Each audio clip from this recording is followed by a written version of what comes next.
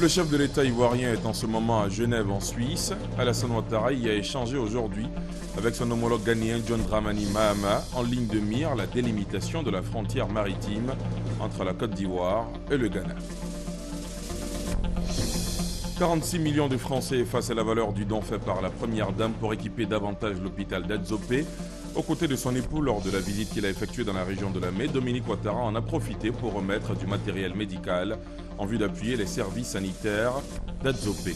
Le Sénégal s'inspire du modèle ivoirien en matière de gestion du secteur agricole. Le pays de la Teranga entend mettre en place un réseau de chambres d'agriculture, comme c'est le cas en Côte d'Ivoire.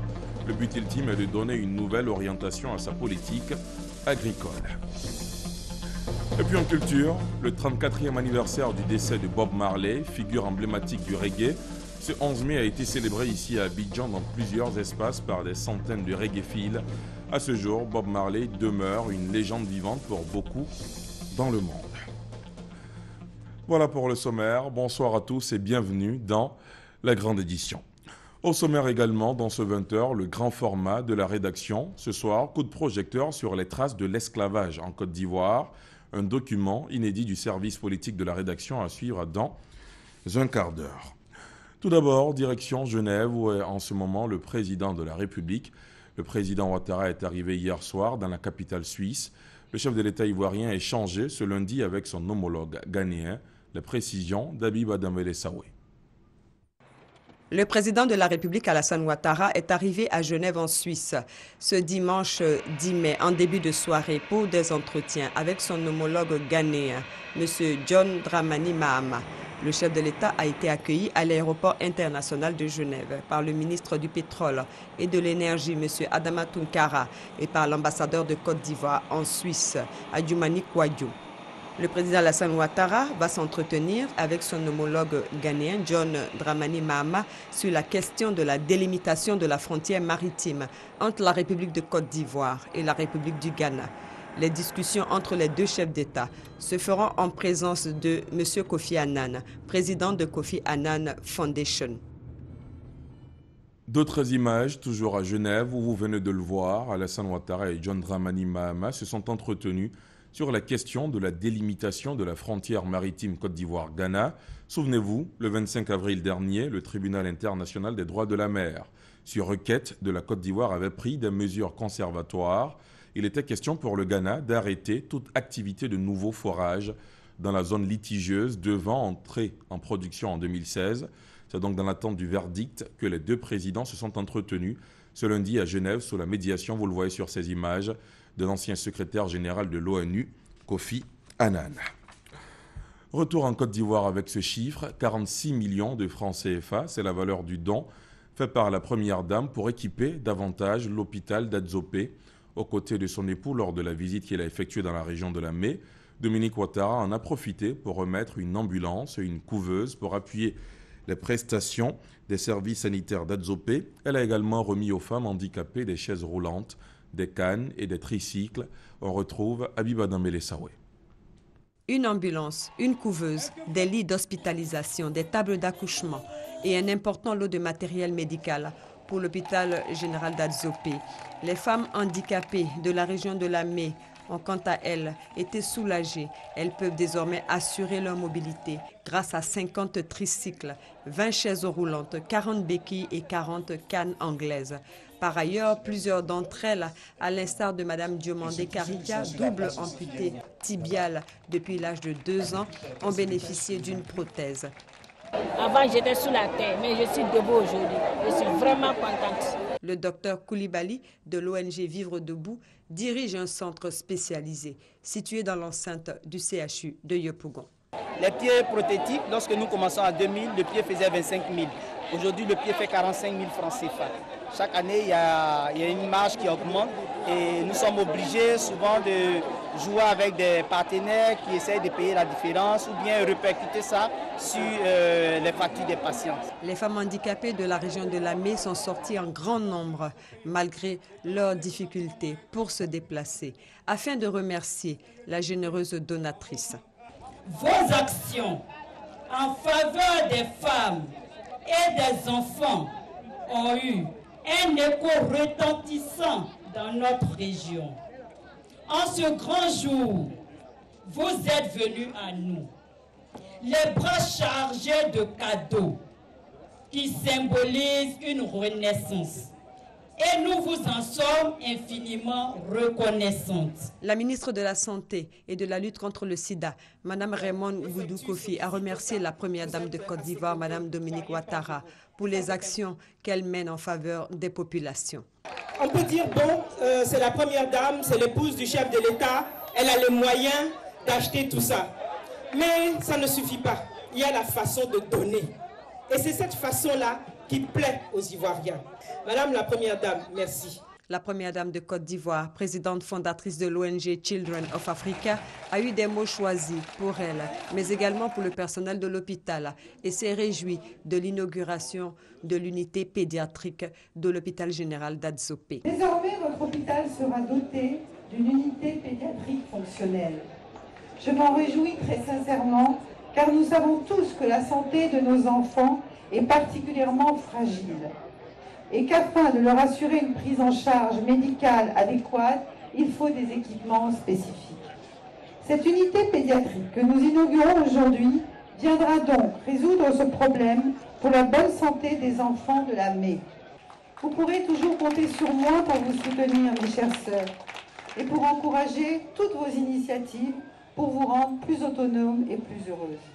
Des dons en nature et en espèces d'une valeur totale de 46 millions de francs ont été faits au personnel de l'hôpital, aux femmes handicapées, aux femmes de la région de Lamé.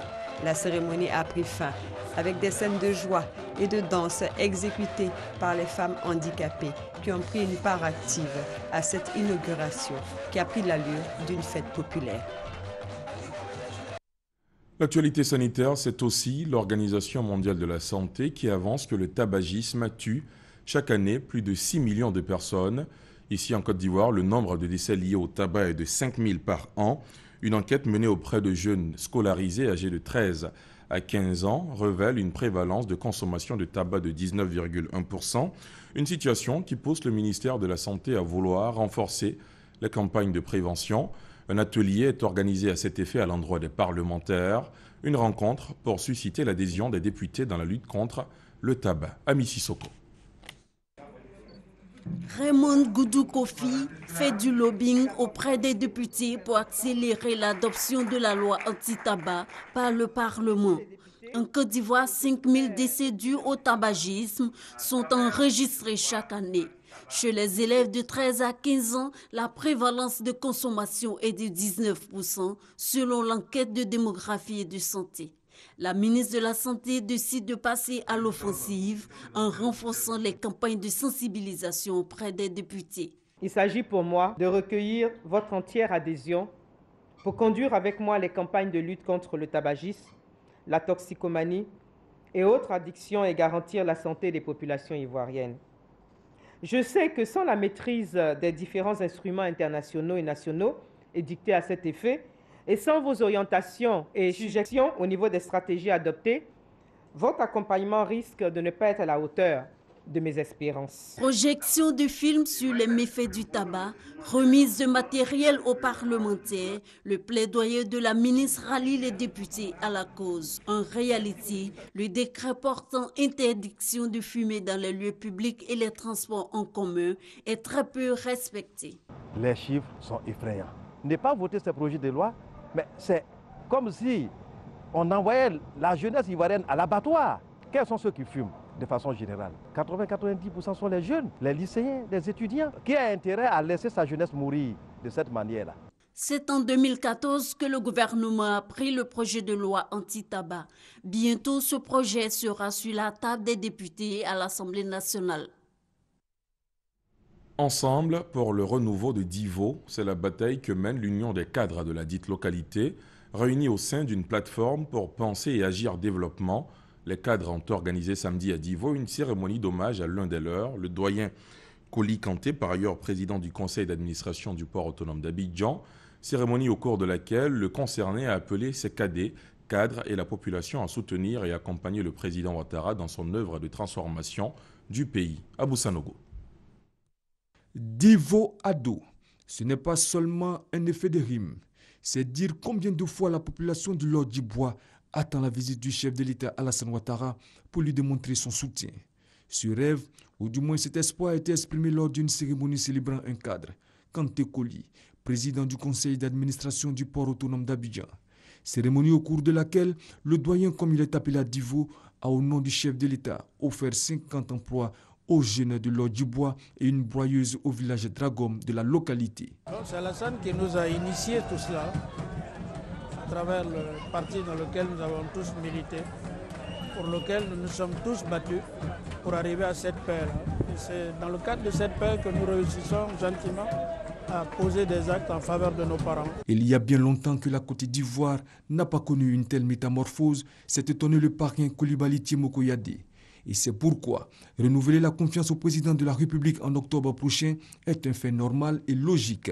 Si, comme vous l'avez promis ici, vous lui donnez ce second mandat avec une très forte majorité, il vous surprendra. Il transformera la Côte d'Ivoire et nous aurons un miracle, un nouveau miracle à la Côte d'Ivoire, mais qui ne s'achèvera pas si nous restons unis.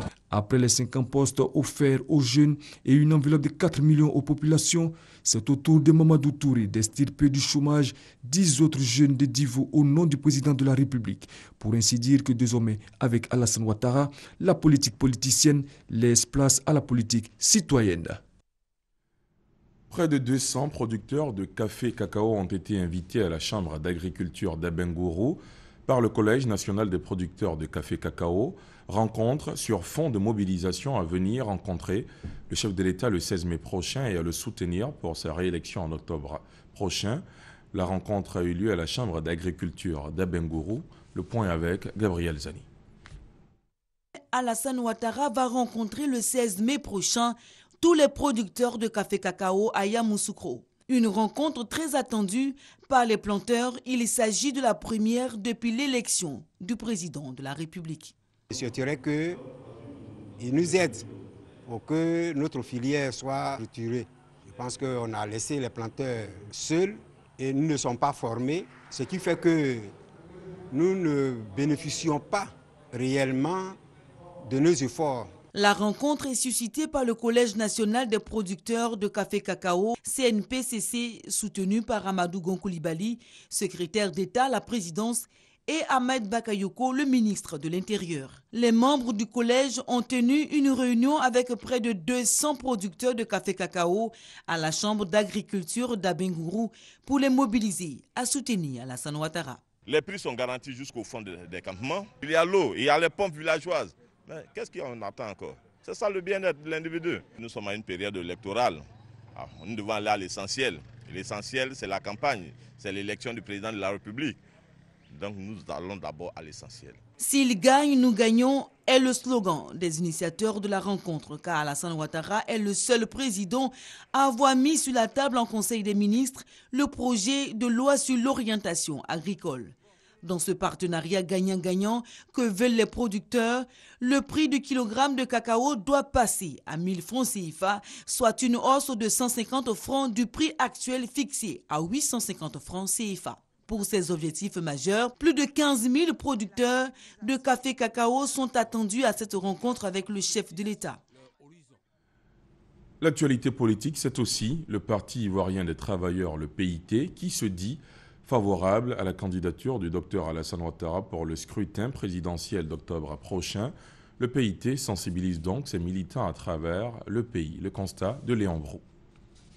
Bienvenue à Djekanou, le désormais point de départ de la caravane de sensibilisation et de mobilisation du groupe pour la légalité au PIT en vue de l'élection présidentielle d'octobre 2015. À ce scrutin, le Parti ivoirien des travailleurs ne présentera pas de candidat, mais explique Mermozo Kwasi et Kwablan François, le PIT soutient le RHDP et son candidat unique, Alassane Ouattara. Le dernier congrès a dit, vu que nous avons soutenu le président Alassane au deuxième tour, qu'il a été élu, vu que le principe des alliances demeure et que nous sommes encore dans cette alliance, la position qui convient au du PIT aujourd'hui, c'est que les militants aient un mot d'ordre clair. Et le mot d'ordre que nous donnons à notre base, c'est que le PIT soutient la candidature du RHDP et la candidature du président Alassane Ouattara. Ce deuxième soutien du PIT au RHDP et son candidat en raison surtout du positif bilan du président Alassane Ouattara et la justesse de l'appel de Daoukro. Il répond à la dynamique de la concertation nationale toujours prônée par le PIT selon le groupe pour la légalité. Des explications bien accueillies par les militants. On est d'accord, nous on veut la paix. On veut la paix pour la Côte d'Ivoire. On accepte de voter le président Alassane. Depuis que le président Bédi a lancé l'appel de Daoukro, tout le monde est unanime parce que seulement le président Alassane peut envoyer la paix en Côte d'Ivoire. À Djekanou, le groupe pour la légalité au PIT a aussi mis les populations en mission de sensibilisation sur l'établissement de la carte nationale d'identité et l'inscription sur la liste électorale. Objectif, assurer aux candidats du RHDP une victoire à la majorité écrasante et pour cela, les 34 fédérations nationales du PIT seront visitées.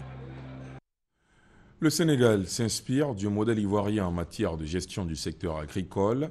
Le pays de la Teranga entend mettre en place un réseau de chambres d'agriculture, comme c'est le cas en Côte d'Ivoire.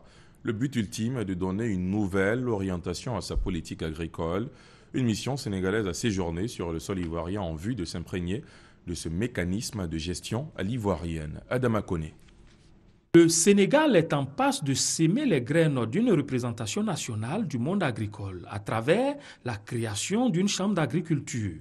Pour réussir ce projet, le Sénégal a décidé de s'inspirer d'un modèle achevé en dépêchant une délégation du ministère de l'Agriculture et du Développement rural au bord de la lagune Ébrié.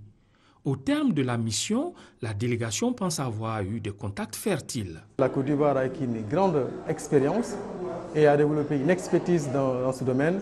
Et d'ailleurs, le président m'a dit qu'il y a quand même une corrélation entre la création de la Chambre d'agriculture de Côte d'Ivoire avec les performances agricoles de ces pays. Et nous avons été vraiment très impressionnés et très enrichis par l'expérience de la Côte d'Ivoire et d'apprendre que la Chambre d'agriculture a presque 100 ans ici parce qu'elle date de 1925.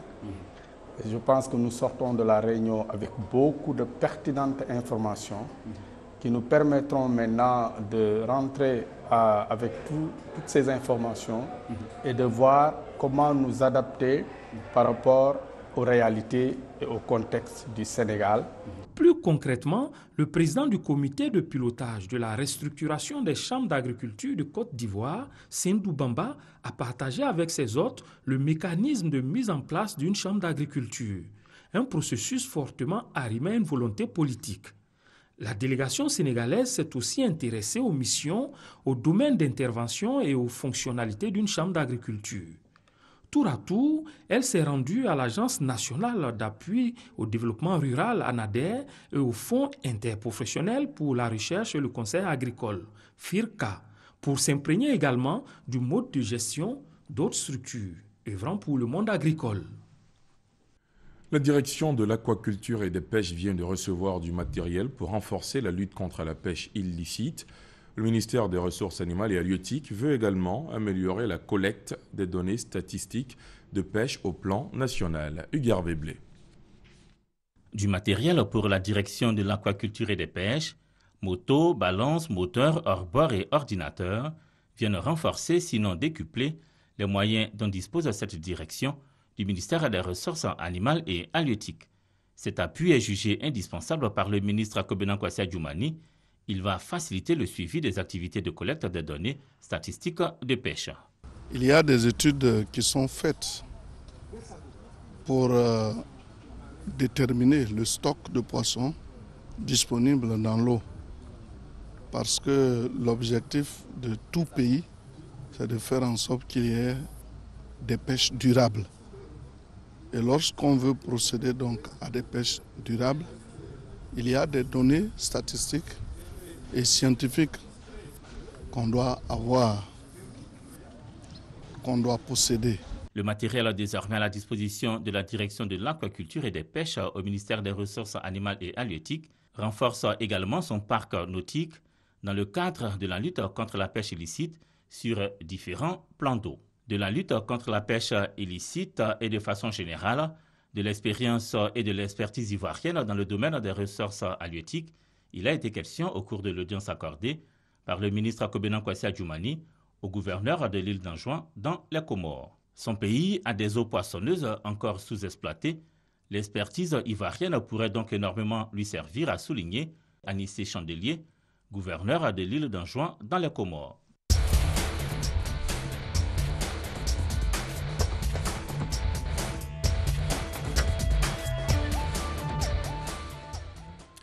Hier, 10 mai, a été célébrée la journée commémorative du souvenir de l'esclavage et de son abolition. L'on s'en souvient, des millions d'Africains avaient été vendus comme esclaves sur la côte atlantique entre le 15e et le 19e siècle. La Côte d'Ivoire n'y a pas échappé. Selon les historiens, des sites dans le pays avaient servi au commerce des esclaves à Sassandra et Grand Laou. Des sites aujourd'hui oubliés et même en ruine. Pour Côte d'Ivoire Tourisme, il est plus qu'impérieux de restaurer ces vestiges de l'esclavage. La structure envisage la rénovation de ces sites de mémoire, un sujet grand format signé Michel Digré. Région du Boclet, nous sommes à Sassandra, dans le sud-ouest de la Côte d'Ivoire. Derrière ce paysage et ces belles plages se cachent les stigmates d'un passé douloureux, celui de la traite négrière. Sassandra a été aussi le théâtre du commerce des esclaves dont ont été victimes par millions les populations de plusieurs contrées d'Afrique. Ici, les résidences du gouverneur portugais Soria da Costa et celles du gouverneur français Benji, des symboles du pouvoir colonial. Ici, c'est le deuxième salon. Et vous venez un peu à droite ici, il y a la cuisine. Maintenant, après la cuisine, je vais vous faire voir son salon là où vous prenez le petit déjeuner.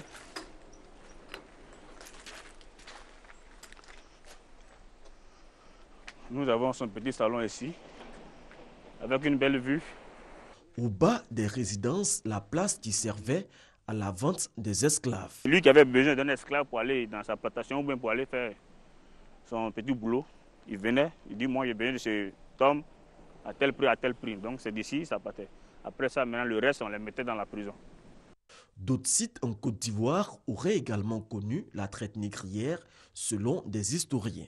Il y avait effectivement des marchés d'esclaves sur la côte.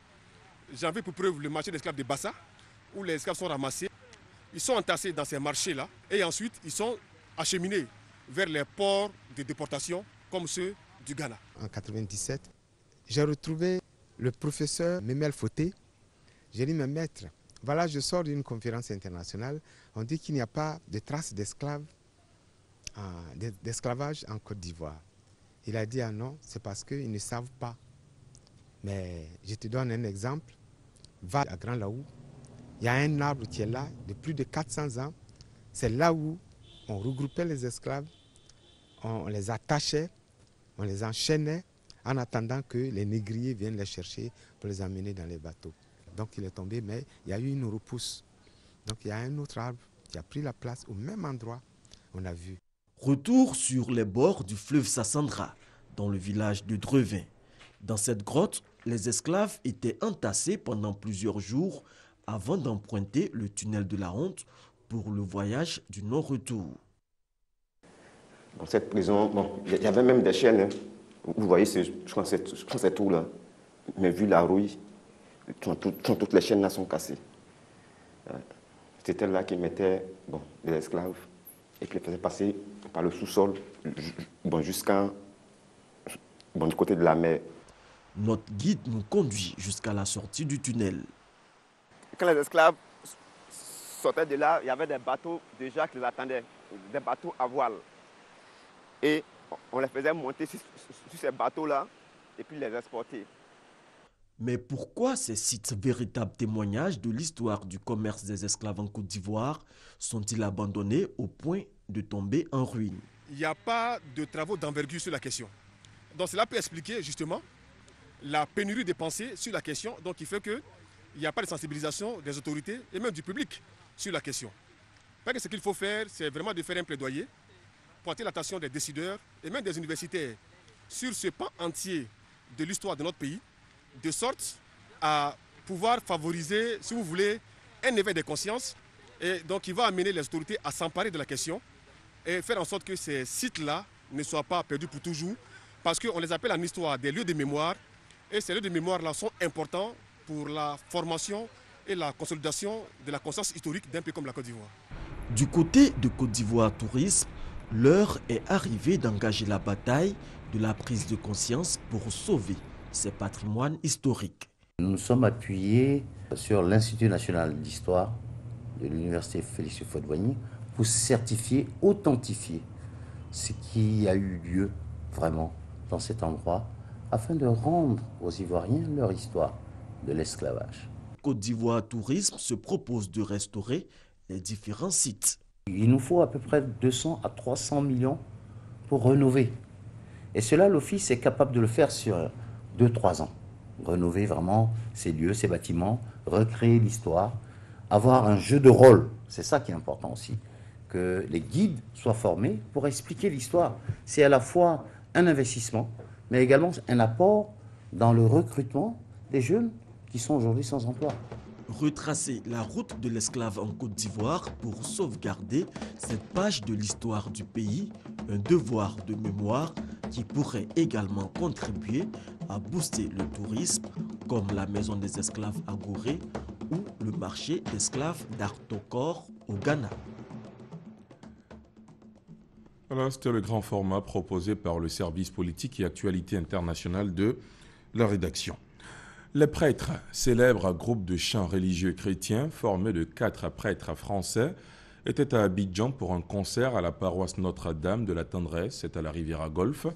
1500 spectateurs ont assisté à l'événement. Les détails avec Sylvie Touré.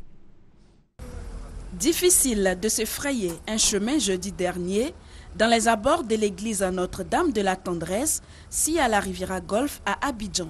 C'est que les spectateurs ont répondu nombreux à l'appel des organisateurs du concert, des célèbres prêtres, un groupe français d'interprètes qui ne font pas que dans la liturgie. Mais avant, d'autres prêtres, ceux-là ivoiriens, assurent la première partie.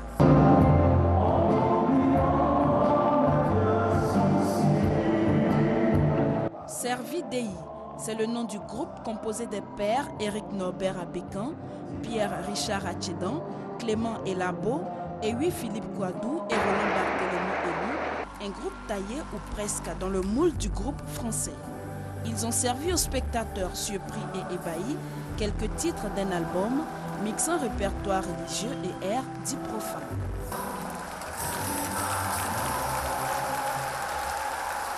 Après les Ivoiriens, place aux prêtres.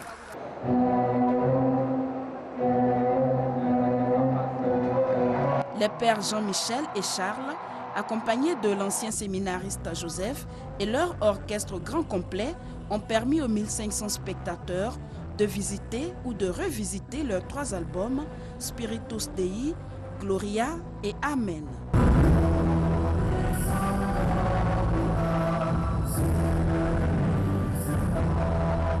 Un concert humanitaire dont les bénéfices serviront à l'achèvement des travaux de construction de la paroisse Notre-Dame de la Tendresse qui a abrité le concert. Une note d'espoir doublée d'un coup de maître pour cette première africaine des prêtres. En culture également, la date du 11 mai qui ne passe pratiquement plus inaperçue depuis 1981. C'est à cette date que Bob Marley, figure emblématique du reggae, a tiré sa révérence. 34 années après, Bob Marley demeure une légende vivante dans le monde. Ici à Abidjan, ce 34e anniversaire du décès du roi du reggae a été célébré dans plusieurs espaces par des centaines de reggaephiles. There's a natural mystic flowing through the air. If you listen carefully now, you will hear. S'il vivait, il aurait eu aujourd'hui 70 ans. Robert Nesta Marley, connu sous le pseudonyme de Bob Marley, décédé le 11 mai 1981, restait une légende vivante. 34 ans après sa disparition, il est immortalisé tous les 11 mai à travers le monde. Bob Marley s'est immortalisé tout seul par la qualité de son travail et par la mission prophétique et divine que l'Éternel lui avait confiée. J'ai eu la chance de travailler avec son entreprise et je pense que c'est une bonne chose. Me voir ici aujourd'hui au pays, voir les frères en train de célébrer l'anniversaire de Bob, c'est vraiment important parce que quand même, Cet homme a apporté beaucoup de joie, en matière éducative, et non, dans le monde entier. Il prédisait beaucoup de choses qu'on constate aujourd'hui. Donc je pense qu'on doit le célébrer, on doit célébrer sa vie parce qu'il n'est pas mort, il continue. Et moi je dis vive Bob Marley. C'est important de magnifier le 11 mai, il faut magnifier le 11 mai. Parce qu'aujourd'hui, grâce à Bob Marley, il y a plein de choses qui se font. Il y a plein de jeunes aujourd'hui qui font du reggae. Vraiment, je peux dire grâce au reggae, il y a certains jeunes qui s'en sortent. En partenariat avec Central Park, un temple du reggae situé aux 2 plateaux, la radio Fréquence 2 rend hommage au pape du reggae à travers une émission en direct. C'est une tradition pour Fréquence 2 de ne pas laisser passer l'occasion. La musique reggae fait partie des préférés de la jeunesse ivoirienne. Et nous sommes la radio de la jeunesse ivoirienne. Donc c'est évident que nous soyons là et que nous apportions l'ambiance, que nous apportions le son aux jeunes qui est dans le nord de la Côte d'Ivoire, dans l'ouest de la Côte d'Ivoire, dans l'est de la Côte d'Ivoire, lui dire ta radio te rapproche du mouvement, de l'événement, de cet anniversaire dédié à Bob Marley. Né le 6 février 1945 en Jamaïque, Bob Marley a débuté sa carrière au début des années 1960. Il décède le 11 mai 1981 à Miami en Floride, aux États-Unis d'Amérique.